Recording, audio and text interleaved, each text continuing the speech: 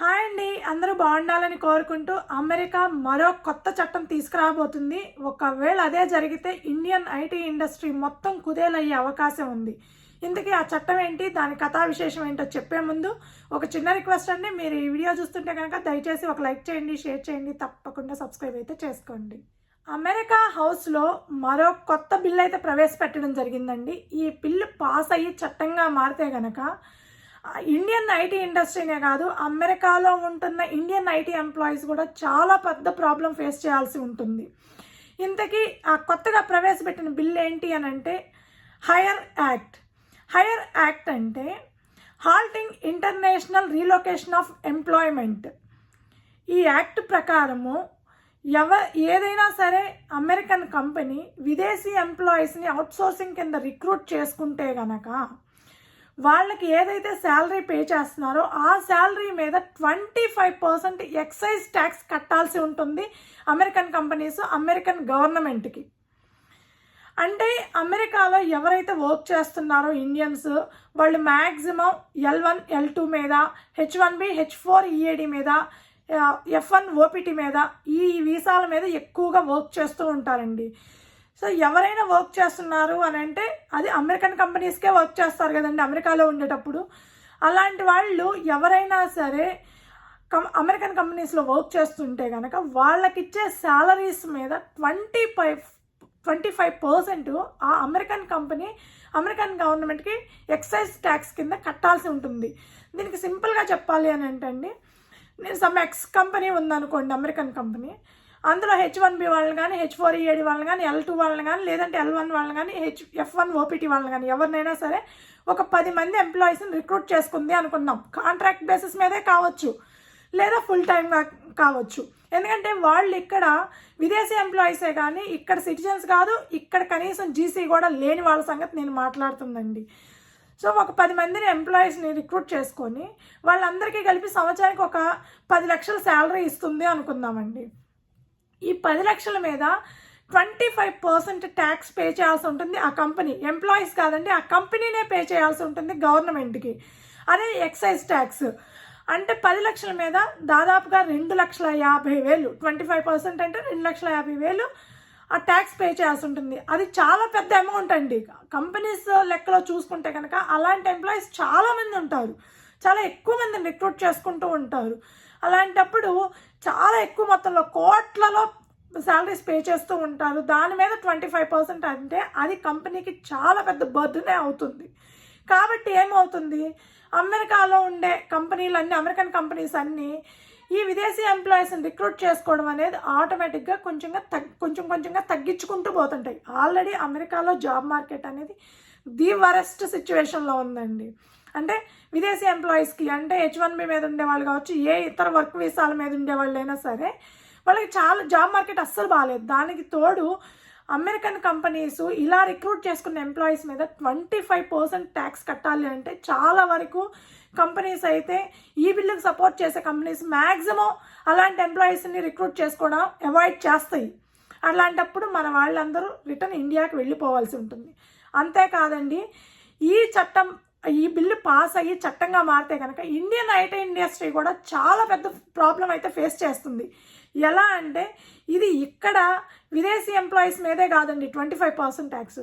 American companies ఏవైతే ఉన్నాయో అవి చాలా వరకు ఇండియా నుంచి ఐటీ సర్వీసెస్ తీసుకుంటూ ఉంటాయి. దాదాపుగా ఇండియా $238 బిలియన్ వాల్యూ చేసే ఐటీ సర్వీసెస్ని అందిస్తూ ఉంది. వాటి మీద 25% ట్యాక్స్ పే చేయాల్సి ఉంటుంది అమెరికన్ కంపెనీస్ ఏవైతే ఐటీ సర్వీసెస్ ఇండియా నుంచి తీసుకుంటున్నాయో. దీనికి కూడా చిన్న ఎగ్జాంపుల్ అండి, మనకి మ్యాక్సిమం యాపిల్ కానీ, లేదంటే సిస్కో కానీ, ఇవందరికీ తెలిసిన కంపెనీసే. ఫెడెక్స్ కానీ, లేదా సిటీ గ్రూప్స్ కానీ, ఇవన్నీ అందరికీ తెలిసిన కంపెనీసే. ఇవి ఎక్కువగా ఇండియా నుంచి ఐటీ సర్వీసెస్ సపోర్ట్ తీసుకుంటూ ఉంటాయి. వాళ్ళకి బిలియన్స్ ఆఫ్ డాలర్స్ ఇండియాలో పే చేస్తూ ఉంటాయి. అలా పే చేసే వాటి మీద ఎంతైతే అవుట్సోర్సింగ్ సర్వీసెస్కి పే చేస్తున్నారో అమెరికన్ కంపెనీస్, వాటి మీద కూడా 25% ఎక్సైజ్ ట్యాక్స్ పే చేయాల్సి ఉంటుంది. ఓన్లీ 25% కాదండి, అది పెరిగే అవకాశం కూడా ఉంది. అప్ టు 60% వరకు, అంటే federal tax, state tax, local tax అని చెప్పి అప్ టు 60% వరకు పెంచే అవకాశం కూడా ఉంది. ప్రస్తుతానికైతే 25% మాత్రమే చెప్తున్నారు, కానీ పెంచే అవకాశం ఉందని కూడా చెప్తున్నారు. అలా చేస్తే అది ఐటీ సర్వీసెస్ ఏ కంపెనీస్ అయితే తీసుకుంటున్నాయో అవన్నీ స్లోగా, అది చాలా పెద్ద బర్డెన్ అవుతుందండి. కంపెనీ పాయింట్ ఆఫ్ వ్యూలో చూస్తే అది చాలా పెద్ద బర్డెన్ కంపెనీకి. సో అలాంటప్పుడు ఇండియా నుంచి ఐటీ సర్వీసెస్ సపోర్ట్ ఏదైతే ఉందో అది తీసుకోవడం, స్లోగా తగ్గించడం కానీ, లేదంటే ఆల్రెడీ కాంట్రాక్టులు చేసుకొని ఉంటాయండి. ఇక్కడలానే ఎంప్లాయీస్కి ఎట్లా ఎంప్లాయర్కి మధ్యలో కాంట్రాక్ట్ ఉంటుందో, కంపెనీకి కూడా క్లయింట్కి వాళ్ళు డెవలప్ చేసేదానికి ఎవరైతే క్లయింట్ సపోర్ట్ ఇస్తున్నారో వాళ్ళకి కూడా ఖచ్చితంగా కాంట్రాక్ట్స్ ఉంటాయండి. ఆ కాంట్రాక్ట్స్ రెన్యూవల్ చేసుకుంటూ ఉంటారు. ఎవ్రీ ఇయర్ కనో, లేదంటే ఎవ్రీ 6 months కనో, ఎవ్రీ 2 years కనో ఆ కంపెనీ కాంట్రాక్ట్ టైం పీరియడ్ని బట్టి రెన్యూవల్ చేసుకుంటూ ఉంటారు. లేదంటే ఏదైనా మార్పులు చేసుకోవాలనుకుంటే ఆ కాంట్రాక్ట్ రెన్యూవల్ టైంలో మార్పులు చేసుకుంటూ ఉంటారు. ఇకపై రెన్యూవల్ టైం వస్తే కనుక దాన్ని రివైజ్ చేసుకొని ఎంత బర్డెన్ తగ్గించుకుందామనే చూస్తాయి కంపెనీ పాయింట్ ఆఫ్ వ్యూలో చూస్తే కనుక. అప్పుడు ఇండియాలో ఉండే ఐటీ ఎంప్లాయీస్కి కూడా చాలా పెద్ద ప్రాబ్లం అవుతుందండి. ఎందుకంటే మనకి ఇండియాలో మనకు తెలిసింది, మన వాళ్ళు ఎక్కువగా చేసేది ఐటీ జాబులు. సో ఇక్కడ అమెరికన్ కంపెనీస్ ఐటీ సర్వీసెస్ తీసుకోవడం తగ్గించినా, లేకపోతే తీసుకోవడం ఆపేసినా, లేదా రెన్యూవల్ టైంలో మాకు ఇంత వద్దు, మేము బడ్జెట్ తగ్గించుకుంటున్నాము అని చెప్పినా, అది ఖచ్చితంగా ఇండియన్ ఐటీ ఎంప్లాయీస్ మీద పడుతుంది. ఎందుకంటే వాళ్ళు బడ్జెట్ కన్స్ట్రైంట్స్ వల్ల మాకు ఇంతమంది వద్దానంటే కంపెనీలు కూడా అంతే, దేశీ కంపెనీలైనా అంతే రిక్రూట్ చేసుకుంటాయండి. అంత బడ్జెట్లో రిక్రూట్ చేసుకొని హెవీ బర్డెన్ ఇస్తాయి. ఉన్న ఎంప్లాయీస్కే హెవీ బర్డెన్ అయ్యే అవకాశం ఉంది. సో న్యూ ఎంప్లాయ్మెంట్ అనేది క్రియేట్ అయ్యే ఛాన్సెస్ చాలా తక్కువ ఉంటాయి. ఎవరైతే హయ్యర్ పొజిషన్స్లో ఉంటారో, ఎక్కువ శాలరీస్ తీసుకుంటూ ఉంటారో వాళ్ళందరినీ ఫైర్ చేసే అవకాశం ఉంటుంది. ఆల్రెడీ ఇండియాలో కూడా ఐటీ మార్కెట్ అంత బాగలేదని నేను విన్నానండి. ఇక్కడైతే అసలు చండాలంగా ఉంది, అక్కడ కూడా అంతగా బాగలేదు అని చెప్తున్నారు. అది ఎంతవరకు నిజమో నాకైతే తెలీదు, చెప్పిన వాళ్ళు చెప్పారండి, అంతవరకే నాకు తెలుసు. సో ఈ ఇంపాక్ట్ వల్ల అక్కడి నుంచి ఐటీ కంపెనీస్ అనేవి అక్కడ హైర్ చేసుకోవడం తగ్గిస్తాయి. శాలరీస్ అంతంత పెద్ద మొత్తాల్లో ఇప్పుడు 40 లక్షలు 50 లక్షలు ఇచ్చే కంపెనీస్ అన్ని తగ్గిస్తాయి అనమాట. బడ్జెట్స్ తగ్గిస్తాయి. ఫ్రెషర్స్నో లేకపోతే తక్కువ ఎక్స్పీరియన్స్ ఉన్న వాళ్ళని రిక్రూట్ చేసుకుంటాయి, కానీ అంతంత శాలరీస్ ఇచ్చి హై ఎక్స్పీరియన్స్ ఉన్న వాళ్ళని రిక్రూట్ చేసుకోవు. సో ఇలా ఇండియన్ ఐటీ ఇండస్ట్రీ మీద చాలా ఎక్కువ ప్రభావం చూపుతుంది. దానివల్ల ఇండియా ఆర్థిక వ్యవస్థ మీద కూడా ఎంతో కొంత ఎఫెక్ట్ అయితే పడుతుందండి. ఎందుకంటే మన ఇండియాలో ఐటీ ఎంప్లాయీస్ జెన్యూన్గా 30% వరకు ట్యాక్స్, జెన్యూన్గా ప్రతి నెల ట్యాక్స్ కట్టే వాళ్ళల్లో IT employees most valuable key role play చేస్తున్నారు. సో అలాంటప్పుడు అది ఇండియన్ ఆర్థిక వ్యవస్థ మీద కూడా ఎంతో కొంత మైల్డ్గానైనా సరే ఎఫెక్ట్ పడే అవకాశం ఉంది. సో ఇక్కడ కూడా ఎవరైతే విదేశీ ఎంప్లాయీస్గా వర్క్ చేస్తున్నారో, అది ఓన్లీ ఇండియన్స్ గురించి నేను చెప్పడం లేదండి, అందరూ చైనీస్ అయినా ఇండియన్స్ అయినా ఎవరైనా సరే. కాకపోతే ఇక్కడ ఐటీ కంపెనీస్లో ఎక్కువగా ఇండియన్స్ వర్క్ చేస్తూ ఉంటారు కాబట్టి రకరకాల వర్క్ వీసాల మీద వచ్చి, సో వాళ్ళందరికీ జాబులు తగ్గిపోయే అవకాశం ఉంది. ఆల్రెడీ చాలా వరకు ఇండైరెక్ట్గా H1B వాళ్ళ మీదని రిక్రూట్ చేసుకోవడం అయితే తగ్గించారండి, చాలా తగ్గించారు. అంతేకాకుండా చేసుకునే వాళ్ళు కూడా ఫుల్ టైంలో చేసుకోవట్లేదు. ఫుల్ టైం జాబ్లు అంటే ఏదో జీసీ ఉన్న వాళ్ళని కానీ సిటిజన్స్ని కానీ రిక్రూట్ చేసుకుంటున్నారు. H1B వాళ్ళని కానీ, లేదా L2 వాళ్ళని కానీ, H4 EAD వాళ్ళని కానీ, ఓపీటీ మీద ఉండే వాళ్ళని కానీ కాంట్రాక్ట్ బేసిస్ మీద చేసుకుంటున్నారు. ఆ కాంట్రాక్ట్ బేసిస్ కూడా ఇదివరకు 2 years 3 years స్లోగా 1 yearకి ఎక్స్టెండ్ ఆటోమేటిక్గా అయిపోతూ ఉండేదండి. ఇప్పుడు 3 monthsకి 6 monthsకి 9 monthsకి 10 monthsకి 1 yearకి అంటే షార్ట్ టైంకి తీసుకుంటున్నారనమాట. సో అంత దారుణంగా ఉంది ఇక్కడ సిచ్యువేషను.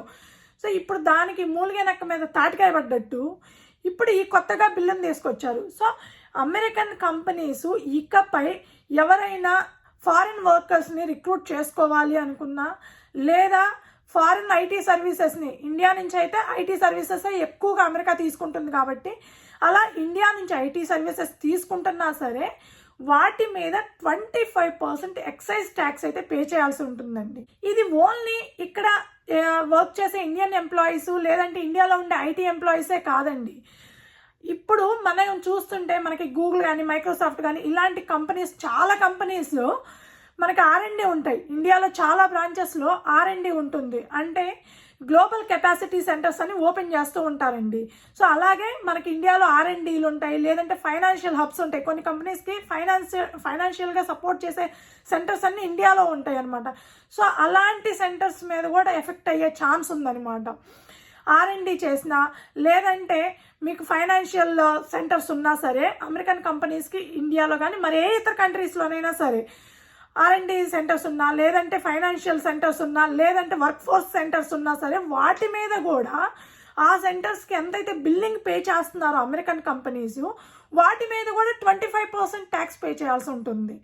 సో అలా మొత్తానికి ఇండియన్ ఐటీ ఇండస్ట్రీని అయితే కుదేళ్ళు చేయడానికి ఒక చట్టం అయితే రూపొందించబోతున్నారండి. కాకపోతే వాళ్ళ పాయింట్ ఆఫ్ వ్యూలో చెప్పేది ఏంటి అని అంటే, ఇలా మేము ఎక్స్ట్రా ఎక్సైజ్ ట్యాక్స్ ఏదైతే పే చేస్తున్నారో అమెరికన్ కంపెనీస్, అది వర్క్ ఫోర్స్ ఫండ్ కింద టర్న్ చేస్తాము. దాన్ని, ఆ ఫండ్ ఏదైతే వస్తుందో దాన్ని అమెరికన్ సిటిజన్స్ ఎవరైతే ఉన్నారో వాళ్ళకి ట్రైనింగ్ ఇవ్వడానికి, ప్లస్ అమెరికన్ ఇన్స్టిట్యూషన్స్, ఎడ్యుకేషనల్ ఇన్స్టిట్యూషన్స్కి డెవలప్మెంట్కి యూజ్ చేస్తాము అని చెప్తున్నారండి. ఏది ఏమైనా ఇప్పటి వరకు ఇది బిల్లు రూపంలోనే ఉందండి, ఇంకా చట్టంగా మారలేదు. ఇది బిల్లు రూపంలో ఉండిపోవాలి, చట్టంగా మారకూడదనే నా ఆశ. ఎందుకంటే అదేదో నా సెల్ఫ్ సాటిస్ఫాక్షన్ కాదండి, నా కోసం కాదు, ఇక్కడ ఉండే ఐటీ ఎంప్లాయీస్ కోసం కూడా కాదు. ఇది చట్టంగా మారితే ఇండియాలో ఉండే ఐటీ సెంటర్స్ మీద కూడా, ఐటీ ఎంప్లాయీస్ మీద కూడా చాలా పెద్ద ఇంపాక్ట్ అవుతుంది. దానివల్ల ఫ్యామిలీస్ కూడా ఇంపాక్ట్ అవుతాయి. సో మన వాళ్ళు చాలామంది ఇబ్బంది పడతారనమాట. కాబట్టి ఈ బిల్లు చట్టం రూపం మారకూడదని, బిల్లు రూపంలోనే ఎండ్ అయిపోవాలని నేనైతే కోరుకుంటున్నానండి. ఎందుకంటే మన వాళ్ళకి ఎంతో కొంత హెల్ప్ అవుతుంది. ఇప్పుడు ప్రస్తుతానికి ఈ ఐటీ సర్వీసెస్ ఏవైతే ఉన్నాయో అవి మన వాళ్ళందరికీ, చాలామందికి జీవనోపాధి. మన వాళ్ళు ఎక్కువ మంది ఐటీ ఎంప్లాయీస్ ఉన్నారు. సో ఫ్యామిలీస్కి support, middle class, below middle class వాళ్ళు కూడా చాలామంది ఉన్నారు. ఫ్యామిలీస్కి ఫైనాన్షియల్గా చాలా సపోర్ట్ ఇస్తున్నారు. అలాంటి వాళ్ళందరూ ప్రాబ్లమ్స్ ఫేస్ చేయకూడదు. కాబట్టి ఇది చట్టంగా మారకూడదనే కోరుకుంటానండి నేనైతే. సో ఇదండి కొత్తగా ప్రవేశపెట్టిన బిల్లు.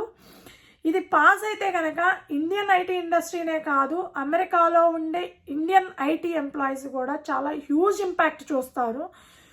సో ఇలా జరగకూడదని కోరుకుంటూ, ఈ వీడియో మీకు నచ్చుంటే కనుక దయచేసి ఒక లైక్ చేయండి, షేర్ చేయండి, తప్పకుండా సబ్స్క్రైబ్ అయితే చేసుకోండి. Thank you.